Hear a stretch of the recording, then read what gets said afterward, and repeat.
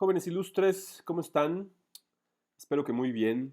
Bueno, pues en esta ocasión vamos a ver el apartado número 42 del libro de Hannah Arendt, La condición humana, el cual se encuentra en el capítulo sexto que trata sobre la vida activa en la época moderna y que trata en particular sobre la inversión dentro de la vida activa y la victoria del Homo Faber.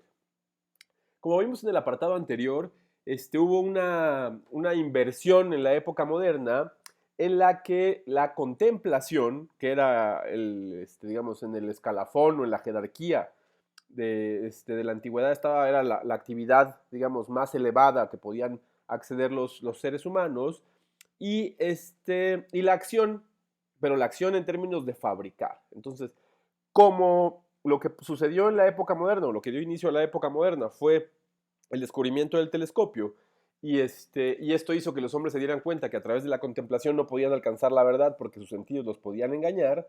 Entonces lo que sucedió fue que la acción pasó a ser lo más importante, o el estado, digamos, la actividad más jerárquicamente más importante en la época moderna, y la contemplación se vació de significado, ¿no?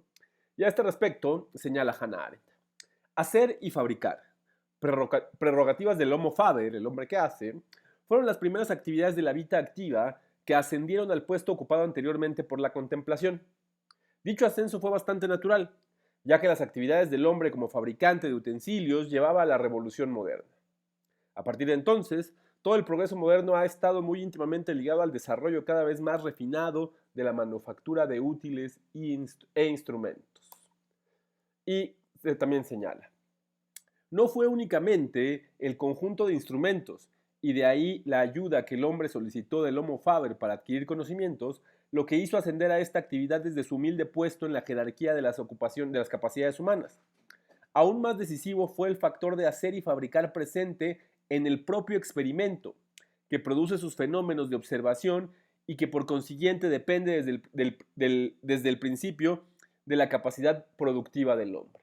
Y este es un tema muy importante porque, también como vimos en el video anterior que trata sobre esta inversión, las cosas que se hacían no se hacían con el fin de que tuvieran una actividad práctica. Es decir, en la antigüedad el Homo Faber, el que fabricaba, por ejemplo, fabricaba una pala, un utensilio. Ese utensilio servía para las actividades del trabajo. En el caso de la modernidad, el ejemplo que pone Hannah Arendt es el reloj. El reloj se creó no para que sirviera para medir el tiempo, para medir las actividades del hombre. Se creó para medir un experimento, ¿no? Y después tomó una utilidad práctica, pero originalmente no estaba pensado para que tuviera una actividad práctica, una utilidad práctica. Y respecto al experimento, Hannah Arendt señala: el empleo del experimento con el fin de adquirir conocimientos era ya la consecuencia de la convicción de que uno solo puede saber lo que él mismo ha hecho, ya que esta convicción significaba que cabía aprender sobre las cosas hechas por el hombre, y ello mediante el cálculo e imitación de los procesos que dan existencia a esas cosas. Y señala también: el experimento repite el proceso natural como si el propio hombre estuviera a punto de hacer objetos a partir de la naturaleza. Y aunque en las primeras etapas de la época moderna ningún científico responsable podía sospechar el alcance de la capacidad humana de fabricar naturaleza, ¿no? Entonces, y por fabricar naturaleza nos referimos, por ejemplo, a que ahora pues ya hay elementos en la tabla periódica que antes no existían, o sea, que fueron creados por el hombre en un, en un laboratorio, en una cosa así, ¿no?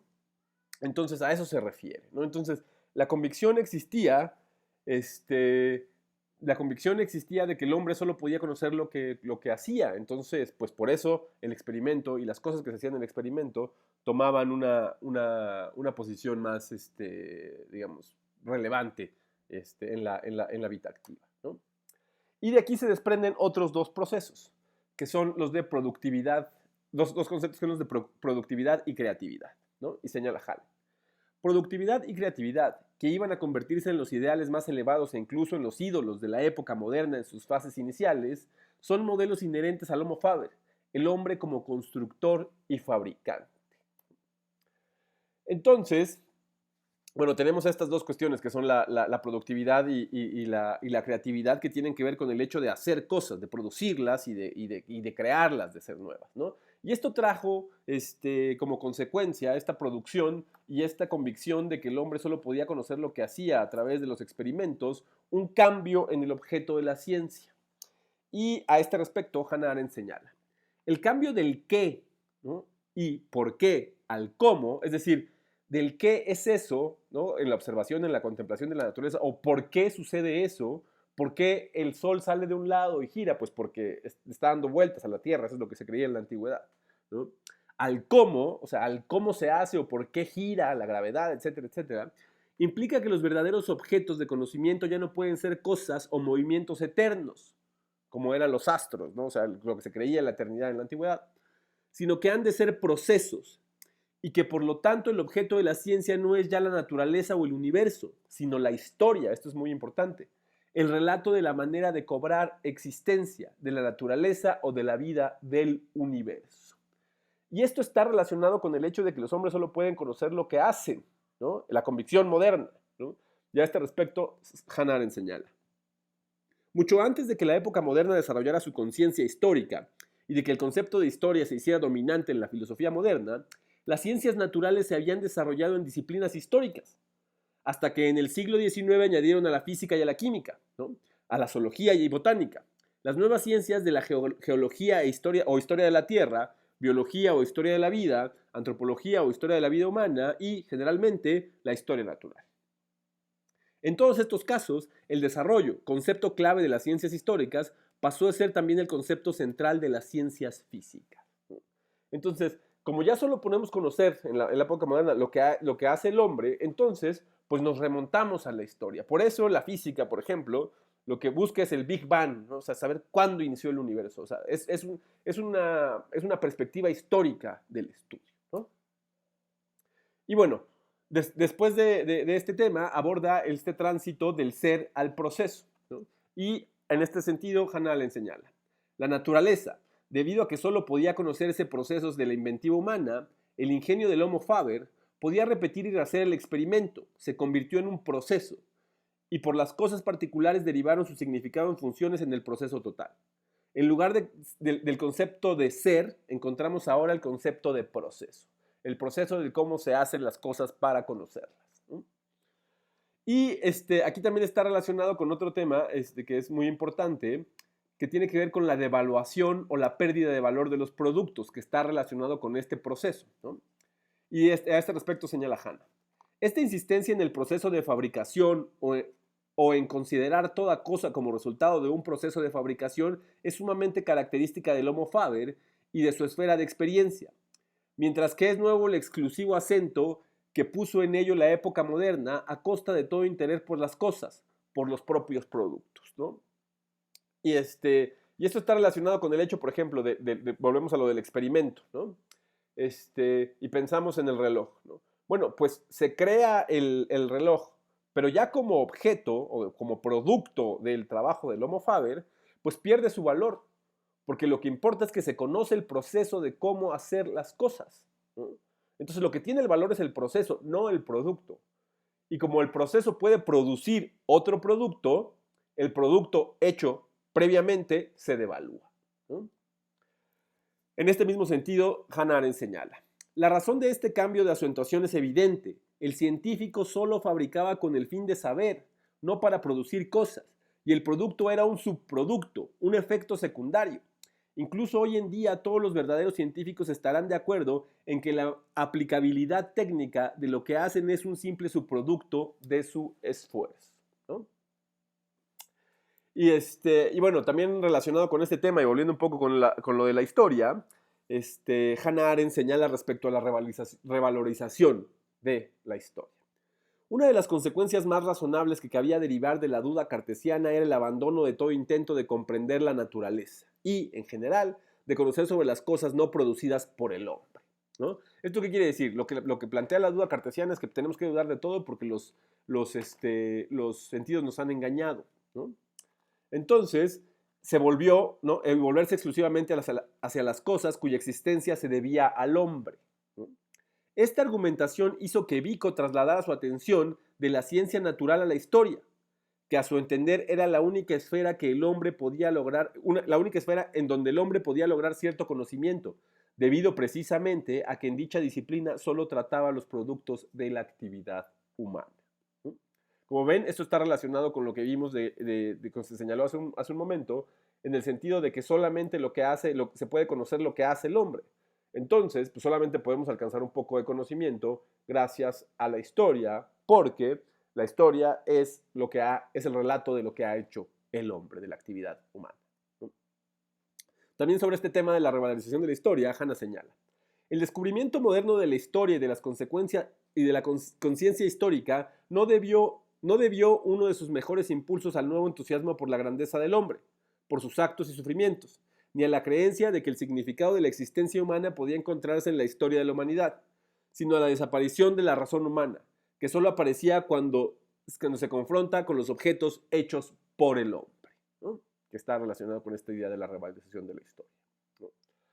Y bueno, respecto a la alienación del mundo, que es parte fundamental de este proceso que se da en la modernidad, es decir, de cómo nos alejamos del mundo y su relación con el proceso de fabricación, Hannah Arendt señala: el hecho de que la alienación del mundo moderno fuera lo bastante radical para extenderse incluso más allá, incluso a la más mundana de las actividades humanas, el trabajo y la reificación, a la fabricación de cosas y a la construcción del mundo, diferencia las actividades y evoluciones modernas de las tradicionales de manera más aguda de lo que podía indicar una simple inversión de la contemplación y la acción, del pensamiento y la acción.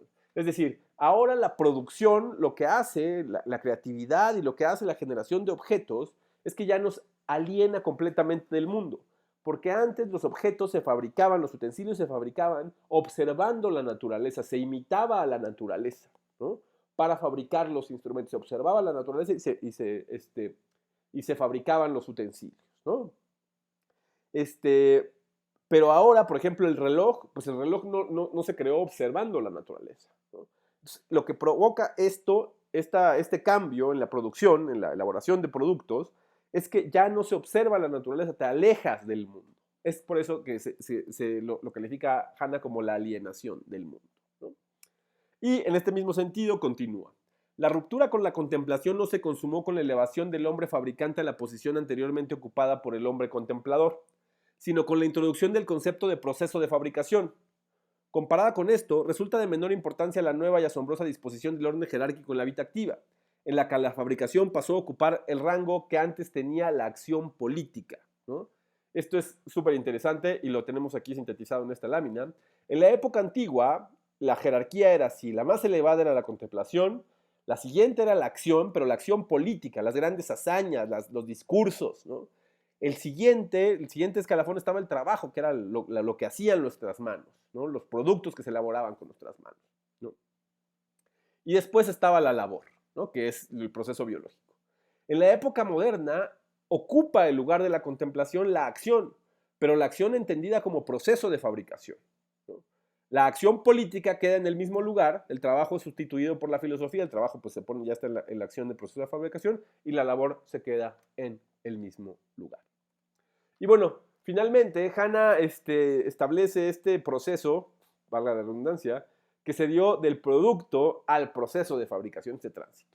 Y señala: no obstante, dicho marco se amplió cuando en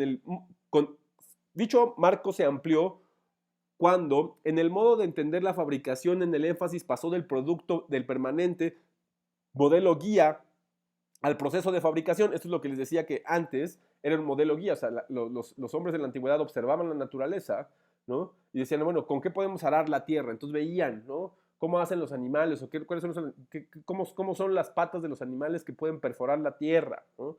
O cómo son las formas de los árboles más resistentes para poder construir una casa, etcétera, etcétera. Ese era el modelo guía. De la pregunta de qué es una cosa y qué clase de cosa debía producirse a la pregunta de cómo y con qué medios y procesos había de cobrar realidad y podía reproducirse.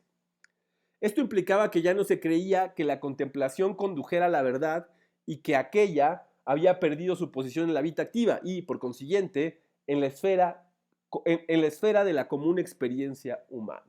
Es decir, antes, ¿no? O sea, de hecho, hay una parte en la que señala Hannah que los trabajadores estaban a un paso de alcanzar el nivel más alto en la jerarquía de la vida activa, la contemplación, porque lo único que necesitaban hacer era dejar caer las manos, ¿no?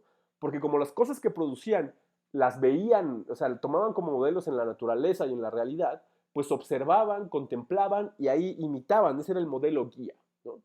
Y entonces lo único que tenían que hacer era dejar de caer las manos para contemplar y ahí es donde tenían las revelaciones, ahí es donde adquirían el conocimiento, ¿no?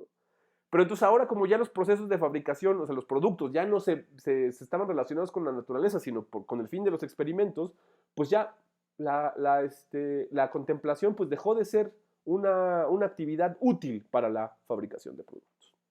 Pues bueno, jóvenes, esto es lo que señala el apartado de Hannah Arendt. Espero que les haya sido de utilidad. Si tienen cualquier duda, comentario, queja o sugerencia, lo pueden dejar aquí abajito, justo en los comentarios.